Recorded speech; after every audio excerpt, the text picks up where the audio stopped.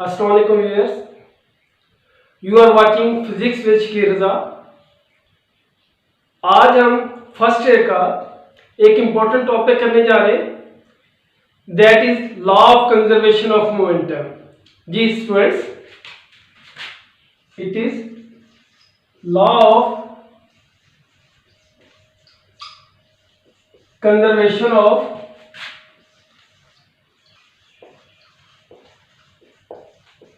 Momentum. बहुत ही important topic है, वीडियो में एंड तक मेरे साथ रहिएगा। एट द एंड में आप लोगों को बताऊंगा कि आपके एनुअल एग्जाम में ये क्वेश्चन किस तरह से आना है। इससे शॉर्ट क्वेश्चन कौन से बनेंगे, एमसीक्यूज कौन से बन सकते हैं, और अगर ये एज अ लॉन्ग क्वेश्चन आएगा तो किस तरह से आएगा, अगर इसमें से कोई न्यूमेरिकल प्रॉब्लम आएगा तो वो किस तरह से आएगा। इसको समझने के लिए वीडियो एंड तक लाजमी देखिएगा। जी, हम आज क्या करने जा रहे हैं, हम law of conservation of momentum को प्रूव करने जा रहे हैं, ड्राइव करने जा रहे हैं। जी, मैंने वर्ड बोला प्रूव करने जा रहे हैं, तो प्रूव करना है तो लिखने इसकी कोई स्टेटमेंट होगी। पहले हम स्टेटमेंट लिखते हैं।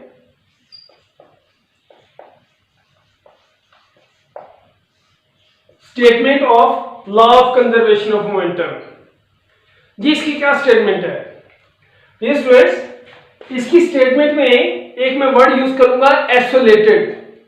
पहले मैं स्टेटमेंट लिखने जा रहा हूं, फिर आइसोलेटेड आपको अलग से समझाऊंगा। क्या स्टेटमेंट है कि इन एन आइसोलेटेड सिस्टम, एक आइसोलेटेड सिस्टम में टोटल लीनियर मोमेंटम की बात हो रही है,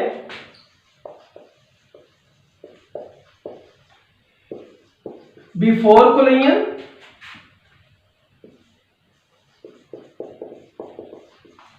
and after collision remains conserved।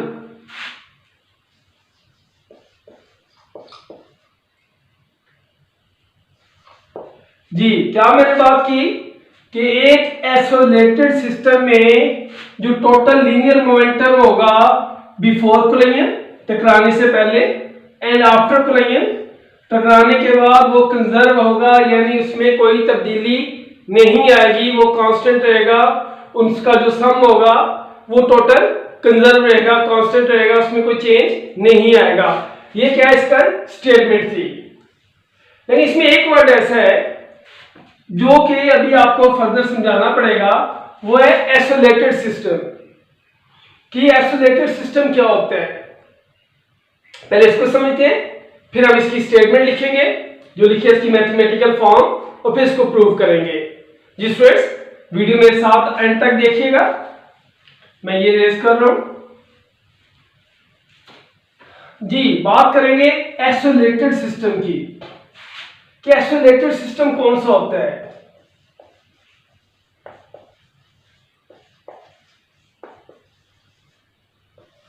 Ji students, isolated system कौन सा होता है? एक ऐसा सिस्टम होता है जिसमें जो एक्सटर्नल फोर्सेस का इफेक्ट है वो जीरो। क्या मैं स्टेटमेंट्स की लिखता हूं, इट इज अ सिस्टम, ये एक सिस्टम है इन विच effect of all external forces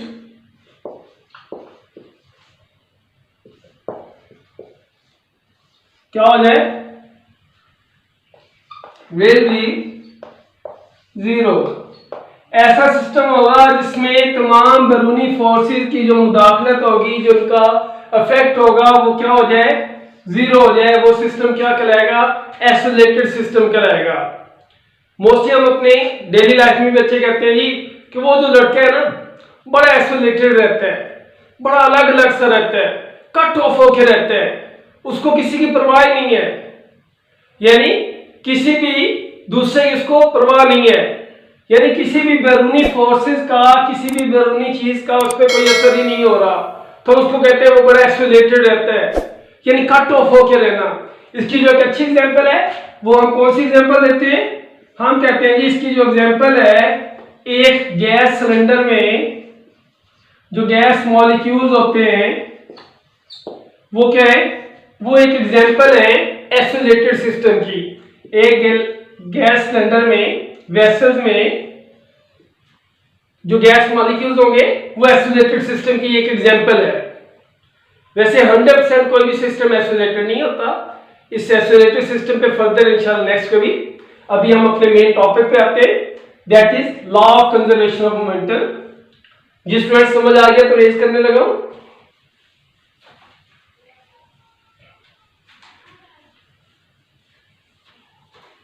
जी हमने स्टेटमेंट लिखी थी कि total linear momentum before collision and after collision in an isolated system remains conserve. तो हम इस चीज को प्रूव करने जा रहे हैं। तो हम क्या करेंगे, हम कहेंगे कि लेट्स कंसीडर, एक्सप्लेनेशन की तरफ में आ गया हूं, टॉपिक को एक्सप्लेन करने जा रहा हूं। Let's consider two non rotating smooth balls. कौन सी बॉल, स्मूथ और हार्ड। क्या है, let's consider two non rotating, ऐसी बॉल जो रोटेट ना करी हो, स्मूथ हो, जिनकी एक स्पेसिफिक शेप हो, और हार्ड बॉल्स हो, ठीक है, सख्त, rigid. Two non rotating smooth hard balls in an isolated system. Isolated मैं आपको समझा चुका हूं।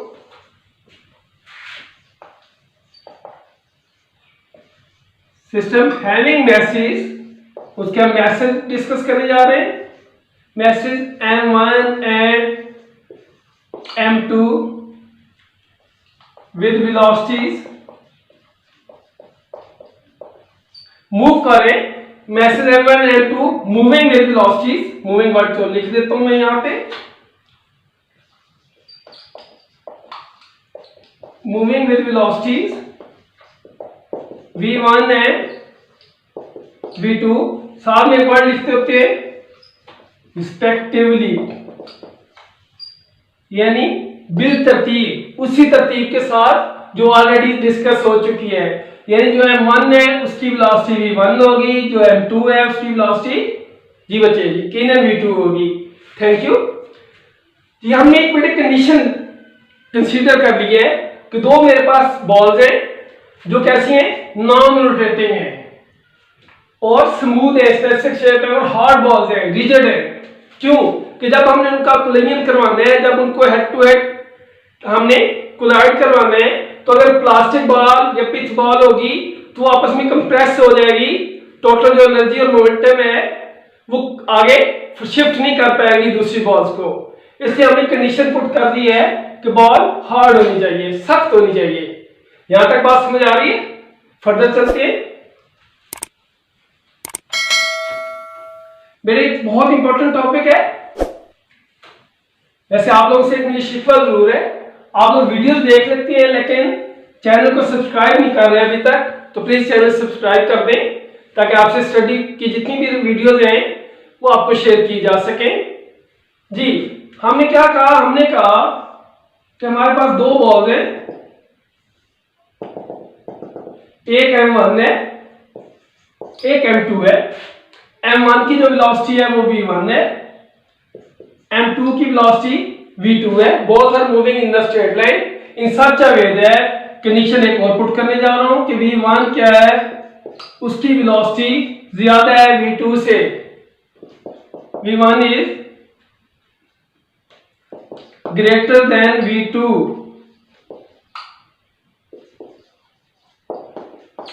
फिर क्या होगा, अगर इस स्ट्रेट लाइन में जा रही है, V1 ज्यादा है V2 से, तो एक वक्त ऐसा आएगा कि आपस में कोलाइड कर जाएंगी, आपस में टकरा जाएंगी। टकराने के बाद, क्योंकि ये हार्ड बॉल्स हैं, इनके मैस में कोई चेंज नहीं आएगा, ये बात समझने वाली है। लेकिन जो वेलोसिटी है वो हम कहते हैं कि M1 की जो पहले वेलोसिटी V1 थी वो V1 से चेंज होके V1 प्राइम हो गई है, प्राइम फॉर चेंज। ये नहीं पता ज्यादा हुई है कम हुई है, कुछ तब्दीली आ गई है। और जो v2 है यानी m2 की वेलोसिटी वो आफ्टर कोलिजन वो क्या हो गई है, v2 प्राइम हो गई है। यहां तक बात समझ आ गई है कि हमने क्या किया, हमने उनका कोलिजन देखा कि आपस में दोनों टकरा गए।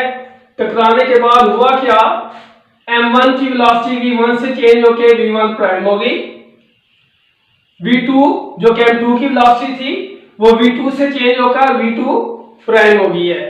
ओके, अब देखते हैं जी, न्यूटन सेकंड लॉ से हेल्प लेते हैं। वीडियो की समझ आ रही है जी बच्चे? कहां से हेल्प लूंगा मैं? न्यूटन सेकंड लॉ, यानी आप लिखोगे फ्रॉम न्यूटन सेकंड लॉ।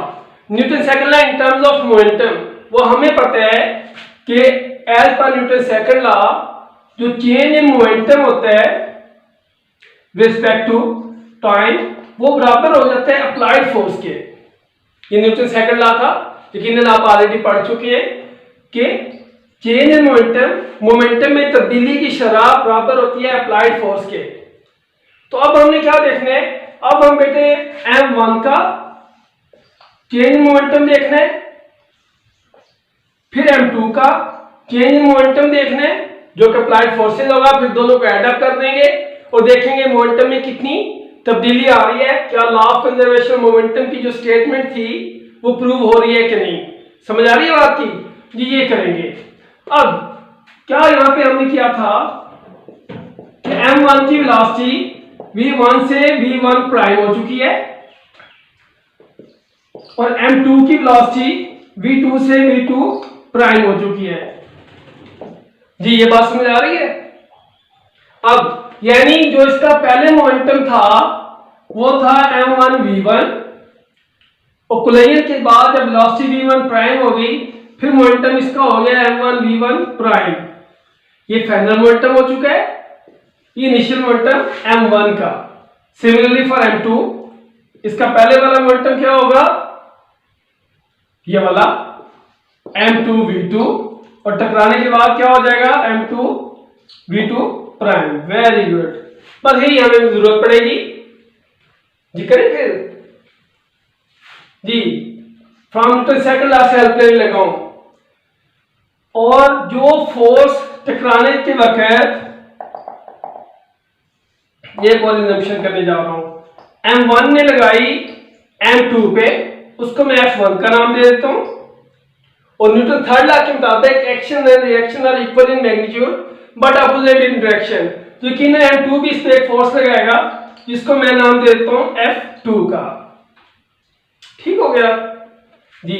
अब करते हैं न्यूटन सेकंड लॉ की एक्सप्लेनेशन पे जाते हैं जी। Then be change in momentum respect to time for m1। तो आप क्या लिखोगे, change in momentum in m1। m1 में कितना चेंज आया, तो कितना आया, चेंज होता है फाइनल मोमेंटम जो कि क्या था m1 v1 प्राइम था, m1 v1 प्राइम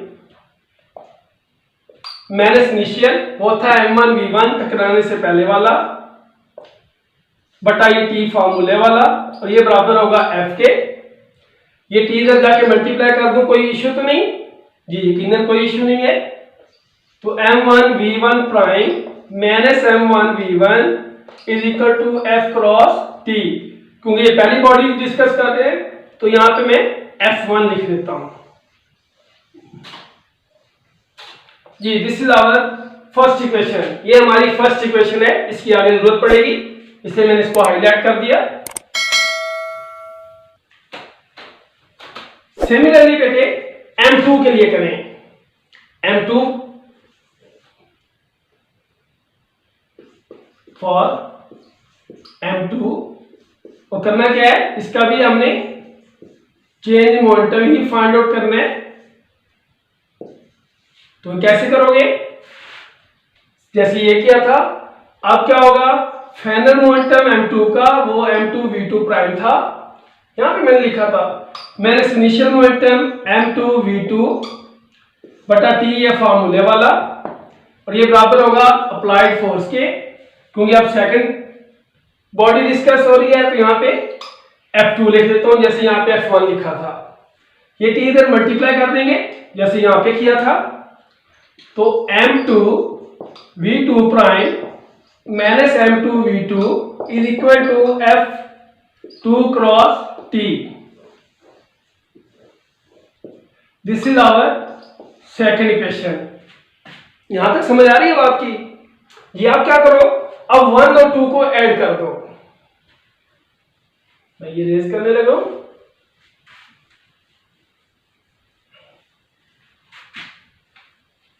वन मैंने रहने देनी है, मुझे इसकी जरूरत पड़ेगी। तो क्या, no add equation 1 and equation 2, 1 और 2 को ऐड करने लगा हूं। तो ये देखिए 1 की right hand side M1 V1 prime minus M1 V1, इसके साथ में ऐड करूंगा सेकंड की लेफ्ट हैंड साइड प्लस, थोड़ा सा बड़ा करके डालते हैं पता चले कि इसको करने लगा हूं अब, M2 V2 prime minus M2 V2, और ये बराबर किसके हो जाएगा, ये बराबर होगा right hand side of first equation, ये फर्स्ट नजर आ रही है ना, ये क्या था F1 cross T plus F2 cross T, ये वाला ठीक हो गया। अब मैं क्या करूं, अब मैं ऐसे करता हूं, इधर से T कॉमन लेने लगा हूं और M1 V1 और M2 V2 उसको पहले लिख लेता हूं और प्राइम वाले बाद में, M1 V1 but with negative sign minus M2 V2, ये वाला पहले ये लिखा फिर ये लिखा, समझ आ रही बात की,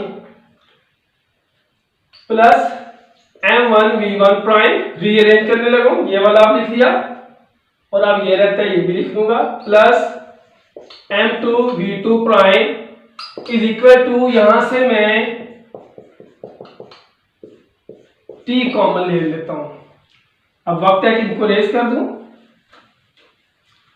हम अपने टॉपिक एंड पे पहुंचने वाले हैं, तो यहां तक अगर वीडियो आपको अच्छी लगी है तो चैनल को सब्सक्राइब कर दें और अभी मेरे साथ रहिएगा, ताकि एंड में मैंने आपको बताने कि कौन कौन से क्वेश्चन पेपर में आते हैं जी। अब यहां तक बात समझ आ रही है। अब क्या लिखो जी, अब न्यूटन थर्ड लॉ की हेल्प लेते हैं। थोड़ा सा पहले डिस्कस में कर चुका हूं कि every reaction has a reaction.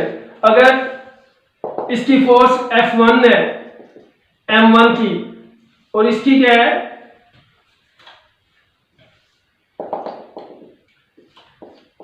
F2 है M2 की, तो F1 क्या होगी, बराबर होगी F2 के, as per Newton third law every reaction has a reaction equal in magnitude, तो मैंने इक्वल कर दिया, बट ऑपोजिट इन डायरेक्शन, ये ऑपोजिट के लिए मैंने कर दिया। तो अब फिर यहां से मुझे ये समझ आ रही है कि जब ये दोनों फोर्सेस इक्वल हैं और हो क्या रही हैं आपस में, ये प्लस यहां पे आएगा, आपस में बेटे क्या हो रही है, एड अप हो रही है, same forces in opposite direction जब एड अप होंगी तो रिजल्ट क्या आएगा, ये सारे का सारा जीरो आ जाएगा। यानी मेरे पास ये इक्वेशन क्या बनेगी, minus M1 V1 minus M2 V2 plus M1 V1 prime plus M2 V2 prime is equal to zero. कहां से पता चला, ये न्यूटन थर्ड लॉ से, ठीक हो गया। अब M1 V1 prime M2 V2 prime वाले एक तरफ ले जाते हैं, बाकी इधर रहने देते हैं, और ये माइनस है उधर जाके क्या हो जाएगा, प्लस हो जाएगा। मैं पहले ये लिखने लगा, ये देखें M1 V1 इधर माइनस था इधर जाके प्लस, ये माइनस है ये भी इधर आके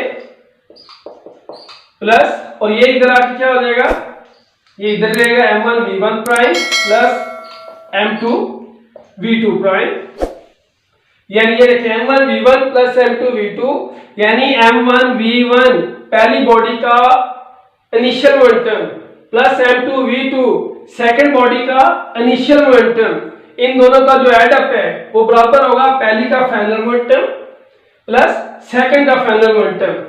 मैं इसको अगेन लिखता हूं फिर एक्सप्लेन करता हूं कि इक्वेशन बता क्या रही है।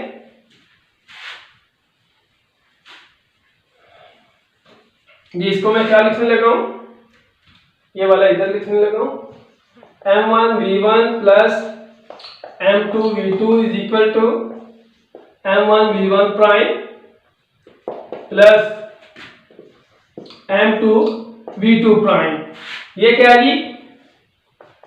टोटल मोमेंटम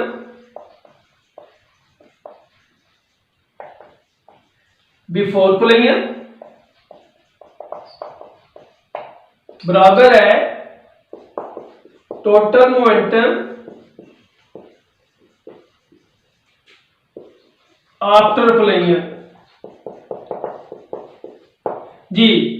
और overall in an accelerated system जब ये इनिशियल और फाइनल मोमेंटम बिफोर कोलिजन और आफ्टर कोलिजन सेम है तो means to say that total momentum in an accelerated system क्या है? Remains conserve. यानी मैं लिख सकता हूं कि हेंस प्रूव वो जो स्टेटमेंट लिखी थी, hence prove total momentum in an isolated system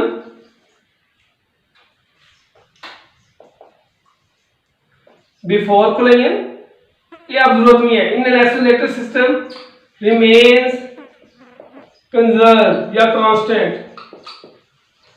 जी। ये स्टेटमेंट थी और ये हमने प्रूव कर दिया जी। डियर स्टूडेंट्स, आज हमने क्या किया? आज हमने law of conservation of momentum को प्रूव किया। सबसे पहले मैंने इसकी स्टेटमेंट आपसे शेयर की कि स्टेटमेंट क्या है कि जी total linear momentum before collision and after collision क्या होगा? Remains constant. या इन एन एक्सेलरेटेड सिस्टम जो लिखा था, in an accelerated system total linear momentum of a system remains conserve. ये बात थी।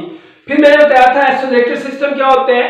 It is an system in which effect of all external forces are zero, कि जिसमें बैरूनी फोर्सेस का अमल दखल क्या हो जाता है? जीरो होता है। एग्जांपल क्या थी एक्सेलरेटेड सिस्टम की? जी याद करें जी। Container containing a gas molecules, एक ऐसा वेसल, एक ऐसा कंटेनर, एक ऐसा सिलेंडर जिसमें गैस मॉलिक्यूल्स हो, वो एक्सेलरेटेड सिस्टम की एग्जांपल बनती है। उसके बाद बेटे हमने क्या किया? हमने इसको प्रूव करना शुरू किया। हमने कहा let's suppose we have two balls, first one is m1, second is m2। और बॉल्स की क्या बेटे कंडीशन मैंने लिखी थी? मैंने बताया था कि बॉल्स क्या हो? नॉन रोटेटिंग, स्मूथ और हॉट बॉल हो। क्यों हो वो भी बता चुका हूं। ताकि जब उनका कोलिजन हो तो एनर्जी डिसिपेट ना हो, उनकी शेप में डिफॉर्मेशन ना आ जाए। ठीक हो गया। फिर हमने क्या कहा? हमने कहा जी कि फ्रॉम न्यूटन सेकंड लॉ, टकराने के बाद जब मोमेंटम में चेंज आएगा वो अप्लाइड फोर्स के बराबर होगा। फिर हमने m1 के लिए एक इक्वेशन ड्राइव की फॉर चेंज इन मोमेंटम के लिए जो कि f के बराबर थी। फिर हमने क्या किया? सिमिलरली फॉर m2 किया, हमने चेंज इन मोमेंटम की एक इक्वेशन फाइंड की जो कि बराबर थी f2 के। फिर हमने न्यूटन थर्ड लॉ के मुताबिक कहा कि f1 और f2 क्या है? सेम इन मैग्नीट्यूड है बट इन अपोजिट डायरेक्शन है, तो दोनों का जो इंपैक्ट होगा जब उसको एड अप करेंगे तो वो जीरो हो जाएगा। फिर हमने इक्वेशन 1 और 2 दोनों को एड अप किया और इक्वेशन को सिंपलीफाई करके जो हमारी डिजायर्ड इक्वेशन थी वो हम फाइंड आउट करके ले आए, जो कि ये थी। फिर हम इसकी स्टेटमेंट लिख दी कि इक्वेशन बता क्या रही है? क्या बता रही है कि total momentum before collision and total momentum after collision ये बराबर होंगे, इनमें कोई चेंज नहीं आएगा। यानी टोटल मोमेंटम ऑफ सिस्टम क्या होगा? ये कंजर्व हो जाएगा जी। डियर स्टूडेंट्स, अगर आपको आज की ये वीडियो अच्छी लगी है तो अपने फ्रेंड्स फेलोज के साथ इस वीडियो को शेयर करें, इसको लाइक करें, मेरे चैनल को सब्सक्राइब लाजमी कर लें ताकि जो अपकमिंग वीडियोज हैं वो सबसे पहले आपको मिलें। Thank you.